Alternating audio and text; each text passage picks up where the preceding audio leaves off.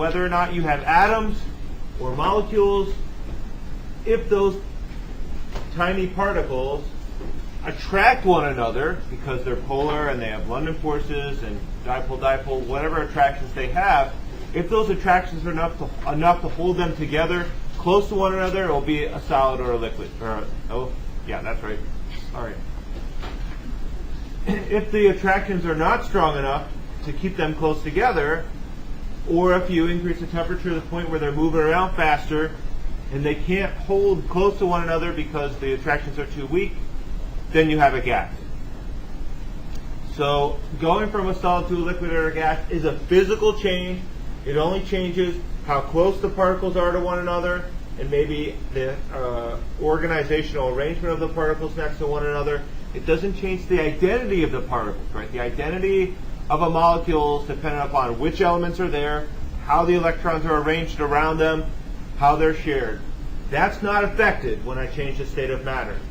I just take one molecule with all the electrons it needs to make the noble gas configurations and separate it from the neighboring molecules that have the same structure. Okay?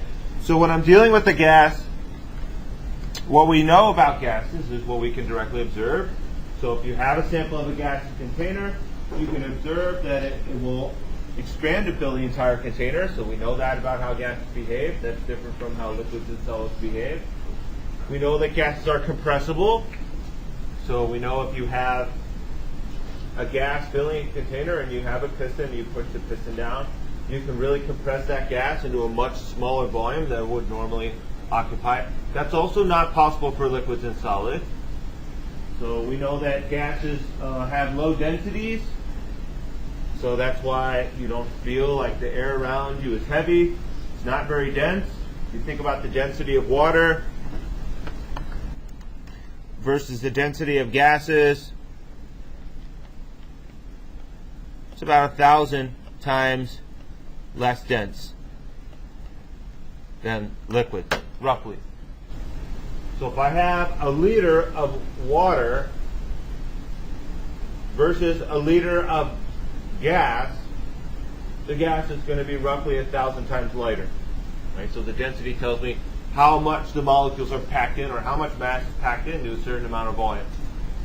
And so we know gases don't have a lot of mass in the volume that they occupy generally. And we know another aspect of gases is that they always form homogeneous mixtures. Right? So if I take a sample of one gas in one container, I mix it with another gas in another container, they will always mix thoroughly. I will never have a separation where maybe the chlorine gas all flows to one side and the hydrogen gas flows to another side. Once the two gases are mixed, they always mix thoroughly and make the mixture homogeneous. All right, so just to give you a visual idea of what that looks like,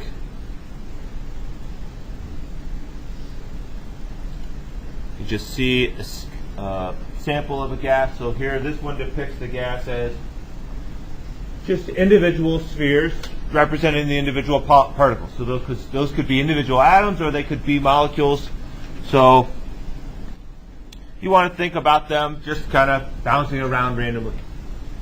So a couple points to make about this. Why, once I get the gas started, why are there more spheres at the bottom than there are at the top? If they're bouncing around totally randomly, shouldn't they be completely evenly distributed throughout the whole thing?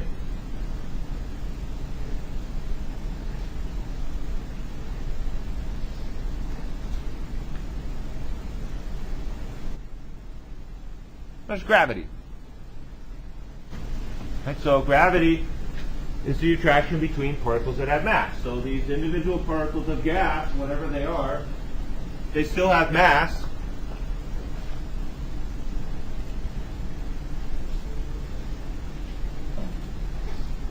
So they're still attracted to gravity, so they get pulled down. But they also have a lot of speed. So the fastest moving ones can bounce around here and escape that gravity for the most part, right? That's why we have an atmosphere. If it wasn't for gravity, we wouldn't have an atmosphere. All the gas would just bounce away and leave the Earth. So that wouldn't be cool. Right? That's also why if you go up into the mountains, you need an oxygen tank. Maybe if you're going to climb Mount Everest or whatever, you would take an oxygen tank because the air up there is much thinner. That means there are fewer molecules because gravity is pulling them down closer to the lower elevation levels. At higher elevations, you have a lot fewer particles just because there's less gravity.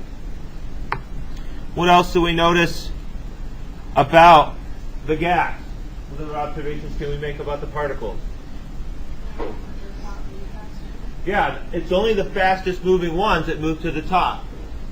We can also see, if you look at any given moment, some of these molecules aren't moving very fast, but some are moving a lot faster. And when they collide, they sometimes transfer that motion. So a fast-moving one flying through space hits a slower-moving one, and it transfers its motion to the other one. And so there's lots of collisions. The collisions can transfer energy, but in any given moment, some of them are moving pretty slow, and some are moving pretty fast. Right? That's why when we talk about a gas's kinetic energy, like in the quiz question, I don't know why this keeps happening. We talk about a gas's kinetic energy, we talk about the average kinetic energy. Because no matter what the temperature I have, there'll always be some that are moving slowly and some that are moving a lot faster. The other thing we observe when we think about this mental picture that you're going to have of this from now on, now that you've seen it, is that they're not sticking together. The individual circles, when they hit one another, they just bounce off. They're not attracting and kind of sticking together in any way, right? That's how a gas behaves. Particles are bouncing around pretty randomly, colliding with one another, not sticking together. Some are moving faster, some are moving slower. All right, I'm done with you. Get out of here.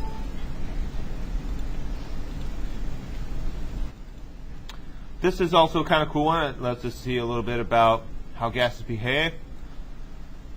So I'm going to pump some gas in here, and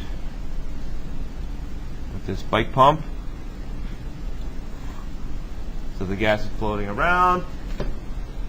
Don't pay too much attention to that balloon right now. That's kind of bouncing around the bottom. Don't worry about that. Think about the gas. So here I have a lot of gravity, and I've increased the gravity a lot. So I've got more particles at the bottom than at the top, right?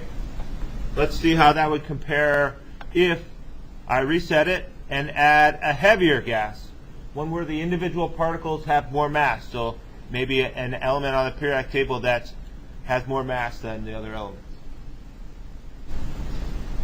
So that effect is more pronounced. So I have more gas sinking when I have a lot of gravity if the gas is heavier, right? So that's why if you have a helium balloon, it floats, because the helium atoms have only 4 mass units on average, versus air, which is mostly nitrogen, which is more like 28, because there's 2 nitrogens in a molecule, 28 mass units. So the helium floats because the helium isn't held down by gravity as much, and it can move up higher. Another point I wanted to make about this one is, so let's say if we take all the gravity away, now everything is completely randomly distributed. So the collisions very quickly allow the particles to occupy the entire container. So if I have this is more the mental picture you want to make when you're dealing with samples in the lab, right? Because in the lab, I might have a small container of gas.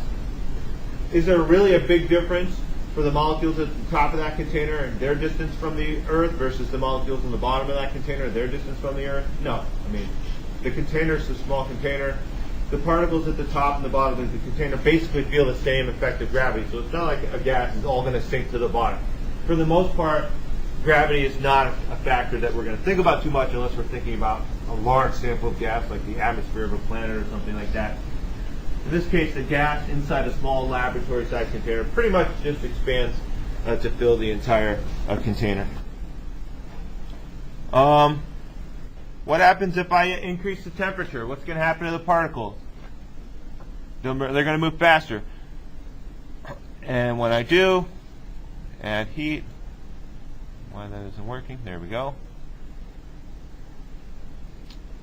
I can still notice a few of them are moving pretty slow. Oh, I blew it up. Why did it explode?